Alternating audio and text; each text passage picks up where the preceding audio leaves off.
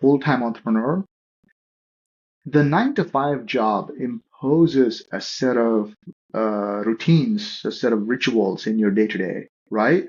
And Mm. when you transition, now suddenly you are in full control of how that routine and how those rituals are going to change.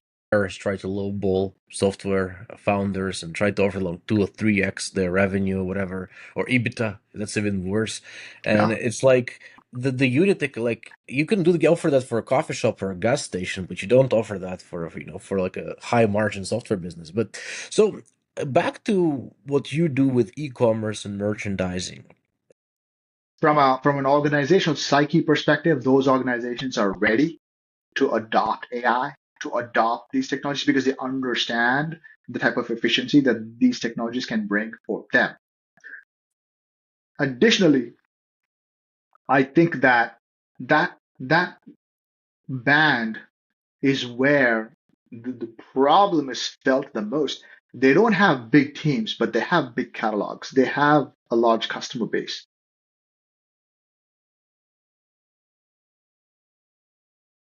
Hi, everyone, and welcome to another episode of What About AI Agents. Today we have with us Vinod Kumar, who is the CEO and co founder of Synthesium AI, owner of a Kushala Seep Coffee House. He was in product at Salesforce for over 12 years. So, very excited to meet you. And Vinod, I'll let you introduce yourself before we get started. Thank you, Philip. So excited to be here on your podcast. I love some of the subjects and the guests that you've had in the past. So honored to be part of that list. As you've mentioned, my name is Vinod Kumar, and I am the CEO and co-founder of Synthium AI. We are an agentic merchandising platform. We primarily work with large brands and retailers in helping them gain more merchandising efficiency. Basically, manage a larger catalog with the same team or a small team that most brands have, and be able to take their conversion rates higher by deploying AI in a more practical, brand centric manner. Now, as you mentioned, I come from Salesforce. I spent 12 years in Salesforce. I got to Salesforce through an acquisition. I worked at an e-commerce platform company called Demandware, which ended up becoming the largest SaaS enterprise class SaaS e-commerce platform, which got eventually acquired by Salesforce. And I continued my journey in e-commerce within Salesforce for about 12 years. So during those 12 years, I spent time either building the product as a product manager or deploying the product and helping customers launch as part of my work with customer success organizations and professional services organizations. So I did that. And around 2022, when the post-COVID high was coming down, commerce leaders were wondering, okay, how do we get back to growth again? And around that time, ChatGPT was becoming mainstream, and we all were experimenting with Perplexity and Claude and all these technologies. And it occurred to me and my team that there's an opportunity here to deploy these emerging technologies to help commerce leaders and brand leaders get back to growth in e-commerce. And that was the genesis of how Cynthium was originally formed. So that's what we do today. We are creating a set of AI agents that are initially targeted at merchandisers. That's our first persona that we target, in helping them get work done faster so that as humans, they can deploy their own bandwidth to higher value tasks and have these AI agents take on and run some of the manual, time consuming, repetitive tasks that merchandisers do, honestly, on a day to day basis. So that's the type of value we deliver to our customers. So, you're automating merchandising, basically. We are automating the robotic work that merchandising is involved in. Or, as my co-founder Peter Pritchard likes to say, let robots do the robotic work. Let humans do the human work. Yeah, that makes sense. So how do you find it like transitioning from enterprise to the startup world after being in enterprise for so long? How does that feel? Because I've kind of had the same journey.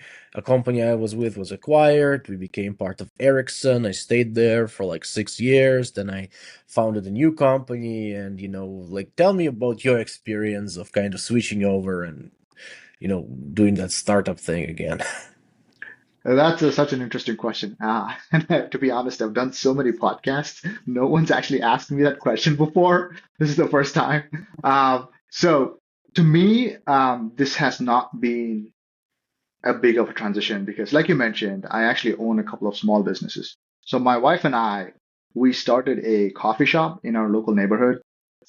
This was around 2015. And when COVID hit, we had to go through our own quote unquote digital transformation, um, figuring out how to make a cup of cappuccino deliverable so that you can buy it online and get it delivered to your house. Back then, pizza and Chinese food were part of the delivery ecosystem, but not coffee shops, not liquids, right? So we had to figure all that out. And during that time, I worked at Salesforce and then I go there during the weekends. I sweep the floors, I take orders, I serve coffee at the table. So the entrepreneurial aspect had already started. So to me, to make that transition wasn't as challenging as it would have been for some of my peers in this industry that went through the same transition or a similar transition. That's not to say that there were some difficult challenges. There were some difficulties which I had to overcome. Like for example, this is the biggest sort of difficulty, and this is very personal.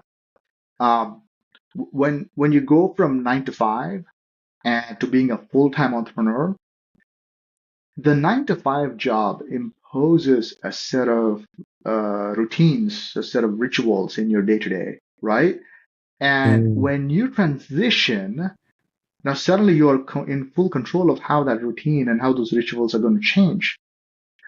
And somehow that feels like it's a lot more work than what it felt like when you were doing a 9 to 5, 5 days a week, and you had that pattern.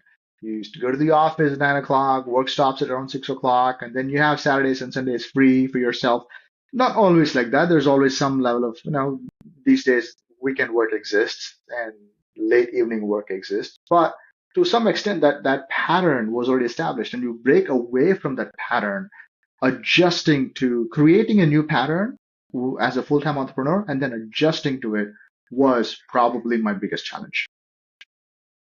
Yeah, I can relate because even to these days, I don't have like specific rituals. I try to keep things organized, but you're a lot more free. So like if things like you can take off and go and like travel somewhere, but maybe not you with the coffee shop. But actually, my follow up on this is, so when we were like just starting out and we weren't doing well monetarily, my co-founder said, I wish I opened a gas station and just like did one of those businesses. And I'm like, how much work that is. So can you tell me like what's the difference between like running a coffee shop and running like an AI tech company, and like what is like where do you feel, well, what do you feel is harder? Because people say like software companies are hard to do because like there's so many different things, but what are some similarities and differences between running like a physical real business and digital business? I'll tell you from experience, a physical business is a lot harder than running a software company. I don't think many people realize this. Um, because digital entrepreneurs can work from anywhere. I see people working from my shop all the time, taking calls, buying one cup of coffee and occupying a table for 3 hours. Come on, man. But nevertheless, that's the one crowd. However, a physical location, a physical retail store changes the unit economics of a business. A fully virtual business, you don't have as much of fixed cost. You don't have as much of dependency on your local region's economy. In a digital business, in my digital business, I am more affected by the larger macroeconomic situation, but not as much as what's happening within a 5 square kilometers of where I am physically located. But in the physical business, the large macroeconomic situation affects me because if consumer spending goes down, then the business is affected. But on top of that, what happens within 5 square kilometers of that location that I'm in also affects me. So it's two vectors of influence that a physical business has to deal with um, in relation to the a virtual or a digital technology business, which only has to deal with one vector, which is the macroeconomic circumstances. So the physical doesn't really matter. So there's that. The other thing is to get started with physical with a store, you need larger initial investment. So it's capex heavy, capital expense heavy, and that capex get amortized, whether it's funded through equity or debt or through personal savings. You have to kind of amortize it over a period of time before you can get to um, uh, a state of net positive Mm. income in your business. But a digital business, what do you need? A laptop, a domain name, a couple of software tools, and you can get started. So the margin calculations are very different.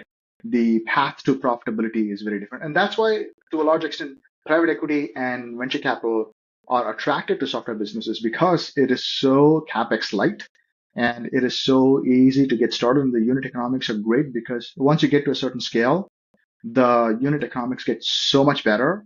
But in a physical business, the amortization of the initial capital investment drags down the margin that you can extract from that business. So that's why most food businesses are single digit margin businesses, 8%, 9% at the most. So it's very razor thin. It's very important to manage your costs appropriately. It's very important to be looking at your financials in a more intentional manner. So all that adds extra work. So that makes that business a lot more complicated to run versus a just a digital technology business. Yeah, and I guess it's reflective of valuation multiples, right? These days, VCs try to at least like acquirers try to lowball software founders and try to offer like 2 or 3x their revenue, whatever, or EBITDA. That's even worse. And Yeah. it's like the unit like you can offer that for a coffee shop or a gas station, but you don't offer that for like a high margin software business. But so back to what you do with e-commerce and merchandising. Uh, how do you use that in your physical store? Like, do you use that to automate your own kind of merchandising, or there is not much there to automate? Like, can you just explain to me a little bit more about the use case of the company that you're building, that you've built, I guess? The use case of the company that we have built is as follows. If we take a step back and think Mm, about this notion of a brand serving a consumer, mm,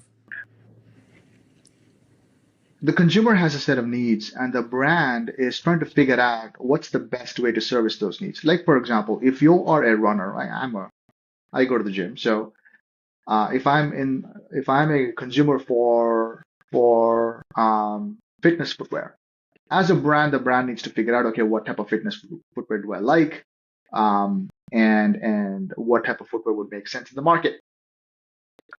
The person, there's an individual working in this brand organization that is responsible for understanding this consumer's needs so that the product can be presented and the consumer can be led through a discovery process that serves the consumer purpose, ultimately for the consumer to buy that product. And that individual, that persona is the merchandiser. Today, we live in a world where marketers are celebrated. Now, people in marketing have always been um, celebrated in a way where you get books and you've got podcasts about them and so on. But merchandisers are the glue between a brand and a consumer. They're the ones who actually figure out how should this product be presented to this consumer, be it in the store or online on a website. But So are they the, like product managers? they are the equivalent of a product manager, a software product manager, the Uh, equivalent of a product manager within the retail organization, within the brand organization. Um, there are differences as well. I'm not saying it's the same, but it's the equivalent analogy of someone. So we started thinking about, okay, what tools do they have to make their lives easier? So we Mm. started looking at the work that they do, and we realized, oh my God, so many manual processes that they have to go through to make things happen, not just in store. So when you walk in the store, literally how the presentations are laid out, where the mannequins are positioned, right? It Yeah. all influences you when you walk into a store, right? Because that creates an impact and it literally guides you through the store. If you, there's a reason why you walk around a particular table to get around to a different section, because by walking around, you see more products, and that is a merchandiser's decision. Mm. The same decision applies in an e-commerce website as well. Mm. How are products presented on a category page? Are they all just products? Or is there a brand banner? Are they interspersed with product information and maybe blog content and maybe some videos? All Mm. that is the aspect of merchandising. They may not be called merchandisers as a job title, but they're all part of merchandising an e-commerce site. And when we looked at the work involved in it, there is just way too much manual work involved. Let's pick just one use case in this big universe of merchandising. Let's take search. The Mm. search box that's on an e-commerce website. You type in a word, you see your products. Simple. But the amount of work involved in making that properly happen is ginormous. Here's an example. Let's say you are an apparel brand. Okay, you sell shirts and pants. And if a consumer searches for khakis, it means they are looking for pants. So basically, your website needs to show them pants. But if a consumer comes in and types the word khaki without the S at the end, that indicates a color. They want to see products of a particular color, not all pants, Mm. but shirts, maybe shoes, hats, whatever of khaki color. The merchandiser is the one that decides what instructions to give to the e-commerce website so that khaki versus khakis have a different result so that the shopper gets the right appropriate results. The amount of work that they have to do to make that distinction is just way too cumbersome and way too manual because no one's really built tools for them to help them with that. So we deploying a combination of machine learning, large language models, and some traditional data analytics, we make this job a lot easier so that they just have to, sometimes they don't have to specify anything. We understand what the brand catalog has. We understand what the consumers are trying to search for. We do the mapping and we show to the merchandiser, just tell them that, hey, we've done this mapping behind the scenes for you. Here it is. If you want to change it, you can change it here. But we think this is the mapping that needs to happen, given that we Mm. understand your brand. That is how we solve their problem. And 1 second, I just have a fire alarm. Uh, Give me a sec. Okay, Like you can hear it. It's I something is can. okay. So just give them a second. Yeah, yeah, yeah. Somebody pulled a fire alarm, I guess, in the building. It happens. Man, It's everything okay. that can go wrong is going on. No, I mean it's okay. We'll cut it out. I think we have Stanley. He cuts these videos. It's great. You know, that's why we don't record it live. Imagine if this were a live stream. Yeah. Yeah, that would be unpleasant. Like especially 'cause it's a big building and like I think we have like a fire station right next to us, so I see the fire truck is coming out. A whole Are they situation. Anyways, are they uh, evacuating?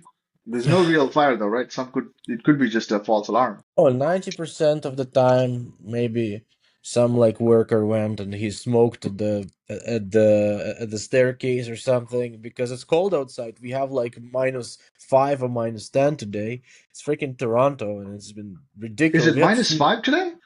We Oh, had let's see, I'm in minus Boston. three, -3.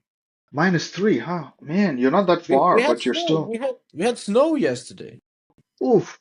Okay, so It's maybe there was a jet stream that missed us because usually the jet stream that gets you also gets us. right. So continuing on, I guess Stanley can make the cut of this.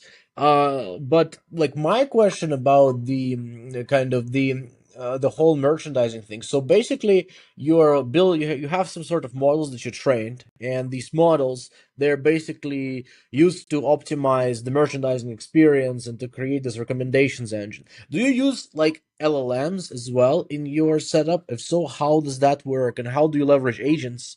And what is the use case for specifically for agents in the merchandising space? Yeah, yeah. I mean, we do use LLMs. Let's go back to the same example. Actually, you know what? Let's talk about search. Search is about a shopper typing a word wherein they're expressing their intent in English and the website responding with what it thinks is the right response for that particular intent. So when a shopper expresses their intent, they're actually describing their intent in language using English language in North American sites. Internationally, it could be different languages, but at the end of the day, searching is a linguistic event. And in a use case where a linguistic event has to be served with an appropriate response, it is natural to use a large language model to try to solve that problem, especially where there are inefficiencies, where there are thousands of permutations possible in which a shopper can express their intent, but the website has to somehow figure out that all the thousands of permutations mean the same thing. Like, for example, someone could say khaki if they want to look for brown t-shirts. Someone could say brown. Someone could say camo. Someone could say other words. Like, just take color as an example. People have so many different words to describing the type of color they're looking for when they're shopping for clothes, just clothes. And that's just color. So search is such an interesting problem because it's a linguistics problem. Making search efficient is a language problem. And where there's a language problem, large language models are perfectly suited as a solution mechanism to solve language problems. And that's what we landed on. When we looked at this problem, we saw that there is a distinct separation between the language that a shopper uses in searching for products and the language that brands use in describing their products. Someone's got to do the mapping, and it's usually left to the merchandiser to do the mapping. And that is super manual. So many words on either side. But we deploy an LLM to do the mapping on behalf of the merchandiser. That's what our agents do. Does that help? Yeah, yeah. So you're basically matching like the content to intent, right? So Exactly. because businesses, when marketing writes some stuff, they are not thinking about like how are people searching for it. They want to make it sound nice. But the reality is like almost like search engine optimization, but for like the e-commerce sites. That's really interesting. I think search is evolving in general. LLMs are changing the way search works. It used to be you get Elastic, it does like somewhat of a search based on keywords, but now LLMs have completely transformed it, and it's just is different and it's better. So I think that's a plus. So where do you think e-commerce is headed? Like, how do you think e-commerce is gonna evolve, and how will it be reshaped through like agents and stuff like Oh, that? it's such an interesting time to be in e-commerce right now. It is a fascinating spot at this point. Lots of changes are happening. In fact, the amount of agents being introduced to support e-commerce is just ridiculous. Uh, there are niche use cases, but um, I suppose by now the news about Amazon and Nova agent is already out.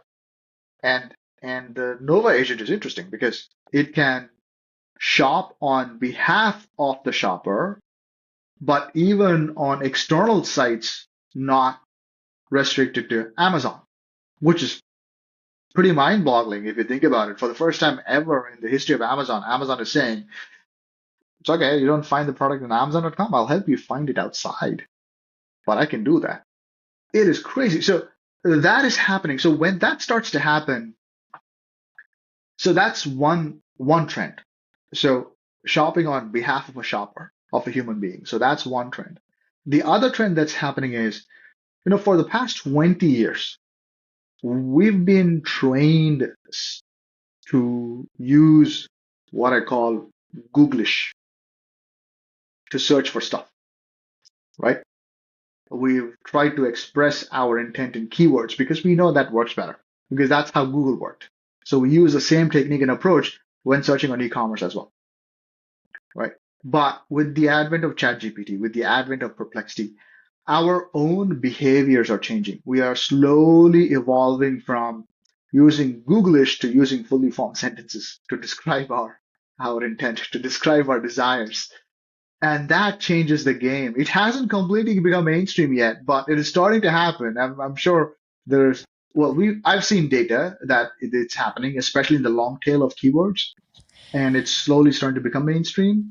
In fact, just earlier this morning, I was talking to people at Salesforce, and we were talking about how um, search behavior is changing. Salesforce releases these what's called Salesforce Shopping Index every quarter. What they do is they take all the shopper behavior data, they anonymize it, and they publish a bunch of trends so that brands can understand what's happening with shopping behavior in Mm, general. So I was talking to that team in the morning, and they were telling me that they have not seen mainstream search behavior change from Googlish to natural language. However, certain brands in certain pockets in certain regions, it's starting to happen. And it's still long tail, but the long tail is becoming shorter and shorter and shorter. What that means is, even though it's outside of everybody's line of sight right now, it is coming soon. We don't know when, but soon search behavior will slowly evolve from Googlish to completely formed sentences, where the shopper's going to start expecting a more precise, tailored response, whether that be in Google or an agent or a shopping website. And it will be expected to be more precise and more tailored to what the shopper is looking for. So that's the other signal that's emerging. So these two are going to intersect at some point, and when that happens, e-commerce is going to change. yeah. Well, I'm noticing. One second. I heard that one. Back to what I was saying. So yeah, I mean, even I noticed myself. I started to use like Grok because it has like free deep research, and I would tell it, well, find me some good options for like a case for my MacBook Pro, and it would go and would search and give me like 10 options that I could evaluate. So I'm already starting to use agents as like a personal search engine and a personal shopper, where it identifies things that may be a good fit. Well, I guess personal shopping is another thing that may eventually change because these LLMs they know a lot more about you than like a normal search. So potentially And they that's remember their context windows are getting bigger and bigger and bigger. So what that means is they will remember a lot more information about you, and you can almost control, hey, I want you to forget this. Hey, I want you to remember this. So what is being personalized is something that you can influence. Imagine that. If you can tell the LLM to remember certain aspects about you and forget certain aspects about you, and you then end up controlling how the yeah. personalized responses happen. Oh, it's like MCP. Like imagine having your own personal MCP and you Hmm. go on the, like a e-commerce site and you authenticate with that personal MCP. So your e-commerce site has access to your models and then the models transfer to the e-commerce site, your like intents and everything else. And then it personalizes things based on what you wanted. So it's kind of like personalized authentication. I would use that because sometimes you're searching for things and you want the things to like, you want the brand to know what kind of person you are so it can recommend to you things that you are going to like, right? I mean, it's not for everybody. Some people care about their privacy a lot, but for me, I don't care about my privacy. I have no privacy. So like it depends on who you're. But yeah, I mean that's kind of what I was thinking. Like it's really interesting how this space is evolving. So how about physical stores? How will physical spaces be transformed as LLMs? You as a physical store owner, well, coffee shop, what kind of things can you imagine being introduced in your business that could evolve or improve your day to day? Oh, several. There are already a few startups. So let me take a step back. I believe the other trend that we have not touched upon, which now Yeah. becomes relevant in the context of this conversation, is the influence of voice as an interface. Yes. It has always been relegated to the backbench in the history of technological evolution. But now I think voice is getting its moment in the sun. And here's why. As an owner of two physical businesses, I can see use cases for LLMs plus voice becoming a real differentiator for small businesses. One use case is just answering phone calls. So even today, we get table reservations over the phone. Um, People are still not quite comfortable with using, not everybody, but there's still a pocket of population that likes to pick up the phone, make sure that someone on the other side can answer their question about, is it too busy? Are tables available? Can I book a table? How much in advance can I book a table? Do you offer vegan options so that I can bring my friend along who is a vegan? So people still try to do that over the phone, and that is a prime use case for agents to actually be the first responders to take the response, take the phone call, give the response, and only when they encounter a situation where they don't have the answer to redirect that phone call to an actual human being who can actually take the phone and answer. This is a time saver, first of all. And this is also something that, as a business operator, something that I don't have to think about. Every time the phone rings, I know that the agent's going to pick it up first. So I don't have to worry about it. I can spend my brain power in other things like greeting the customers on the front door. So that's one. The second use case is for better or for worse. The Gen Z and all the subsequent generations seem more comfortable with a digital first interaction, and they seem to lean on humans as a secondary layer. So if their digital interaction does not give them the right result, then they go to a human being. This was not the Mhm. case for the previous generation. The previous generations always preferred human first, and only if they didn't get the response, they would go digital next. But we're seeing that with Gen Z and Gen Alpha, digital first interaction is preferred. What that means is even if someone comes into the store and they sit at the table, um, if they have a question about something on the menu, does this have gluten? Does this have any allergens in it? What is the most popular thing in this restaurant? I want to try something new. These are use cases. If they prefer digital first, obviously these businesses need to have a digital agent that they can access as they're sitting on their table before they can, raise their hand and flag a human being to come and answer those questions for them. So that's the second use case that I see emerging um, in this. So between voice and this digital service agent, I think these two are fairly large markets. And you can think of how these are not necessarily generic technologies. They can be specialized for restaurants, for nail salons, for professional like doctors' offices, dentist offices, and so on. You can have specialized agents that understand those businesses and are custom made for those businesses. Very large market, very big market of use cases up there. Oh yeah, I mean these days they have like scan a QR code to see the menu, but you scan a QR code and you get an actual voice agent, and you can talk to the agent about the menu. The question is, will you have to tip the agent after he places the order? Like, do you have to? You still have to give the 20% tip, right? You know, as a business owner, I think that tipping an agent is a good idea. So after every interaction, maybe I should pop up a modal window. Would you like to tip 10% to the agent? Which obviously goes to the business, but hopefully to fund the investment in the agent for the small businesses. Well, imagine SaaS companies start doing that. You have like an interaction with a voice bot, and it's like, would you like to tip the bot? You know, you can if you can collect some revenue on tips, some people will Yeah, do it. at least if it covers the expense of the SaaS fees for the business. Yeah, yeah, definitely, definitely. Yeah, I think there's a lot of innovation, but we haven't seen it like go mainstream yet. I think it's Not yet. Yeah. I think Yeah. Pockets the of innovation. We're still in experimental stages. This is how I see it. 2024, large enterprises were experimenting with AI, and 2025, they are trying to deploy it for real use cases.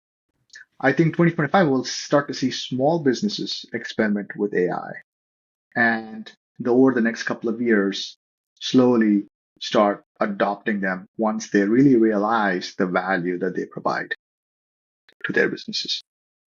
Yeah, I had another person on the podcast maybe a couple of weeks ago, and he services lots of small businesses in the US, mostly like lawyers, construction companies, etc. And they're all trying to get those chatbots on their sites now, but they're like 2 or 3 years behind. So enterprise, I agree with you. 2013, somebody on the board gave the mandate to look into the AI. They spent like 6 months looking into it. 2014, they tried to do some POCs. And now we're seeing some real traction on the side of my companies too, like where we're getting some implementations going. People are willing to pay for this technology now. I think that's what changed. So in terms of your enterprise traction, do you find that your solution is more applicable to enterprises, or do you think smaller businesses are also your customers? Who do you target? Yeah, Synthium AI is specifically targeted at mid-market brands and retailers at this Uh, point. By mid-market, I specifically mean where the online gross merchandise value, or GMV as we call it, is anywhere between 50 million to say 200, 250 million. That's a good sweet spot for us for this technology because from an organizational psyche perspective, those organizations are ready to adopt AI, to adopt these technologies because they understand the type of efficiency that these technologies can bring for them. Additionally, I think that band is where the problem is felt the most. They don't have big teams, but they have big catalogs. They have a large customer base.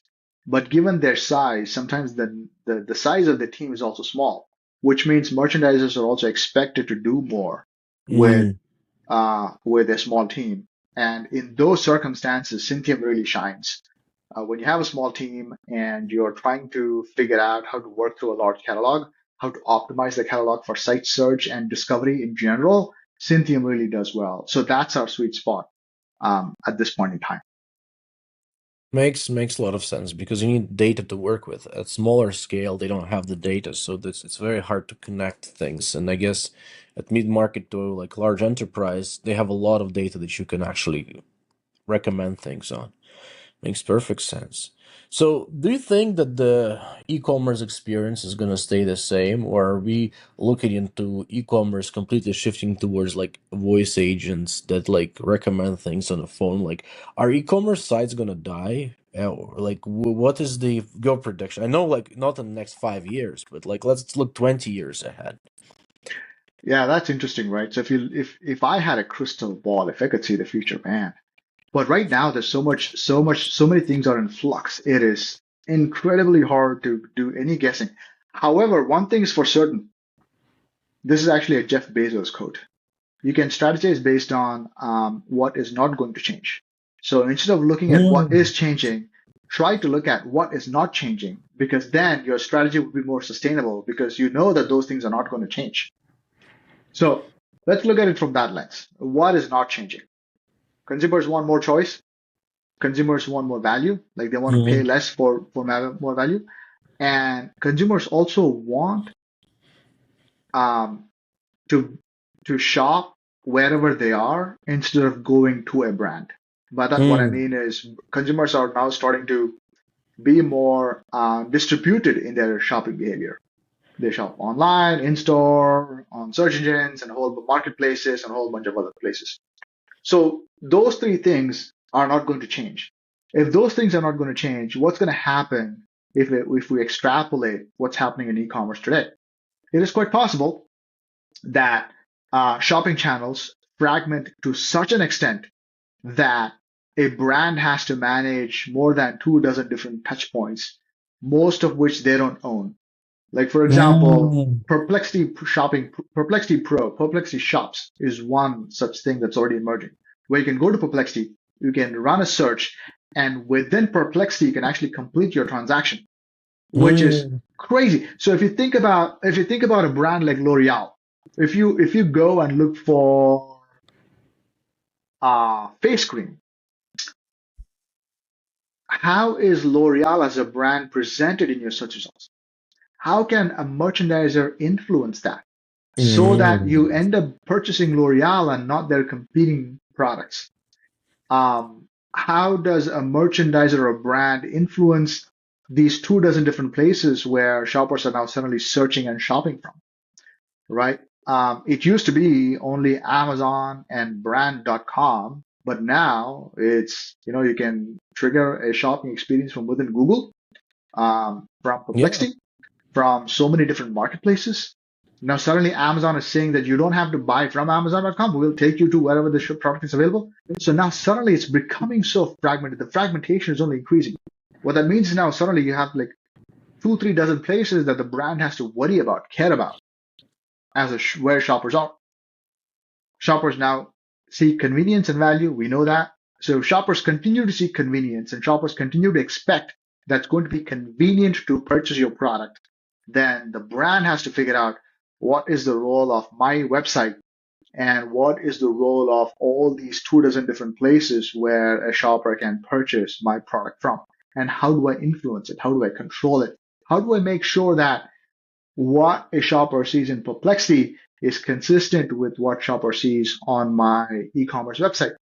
So it's a problem that's only going to increase in complexity and it's going to make a merchandiser's life a little bit more difficult moving forward. But it's going to be great as a shopper. We should be able to buy stuff from anywhere we are, and agents are going to make it a lot easier for us. But for a brand to be able to work with these agents, how will they work? How open are these agents? Still greenfield. There's no playbook today. We are writing the playbook as we speak. It's a lot of fun to be in e-commerce these days.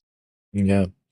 I was just thinking, it would be extremely interesting. You want to buy a MacBook Pro, but you don't want to pay the full price. So you want it used. So you tell AI agent go buy it off Craigslist. So it sends like a robot to pick it up. So they can't rob a robot. So it's like it's like how you can just imagine like the whole thing is like, yeah, okay, here's your MacBook Pro. And you're like, okay, well there you go. I didn't do you just type it in and and solves all the logistics problems because it's like it's not convenient to buy some of these things these days or but I guess that's never going to change. It's going to be Yeah, logistics is always going to be a problem. How are they going to no, but automate?